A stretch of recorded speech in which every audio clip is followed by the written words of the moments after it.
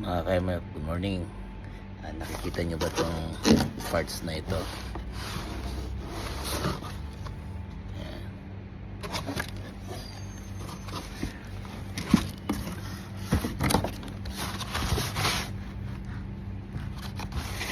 Front shock absorber ng Rolls Royce. Alam nyo ba ang halaga at presyo nito? This is more than $500,000 sa pera ng Pilipinas o sa pera natin. It is less than 1 million.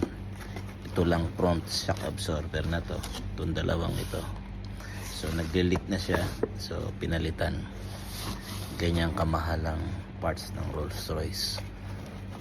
Kaya ang Rolls Royce talaga para lang sa mga mayayaman talaga at sobra-sobra ang pera.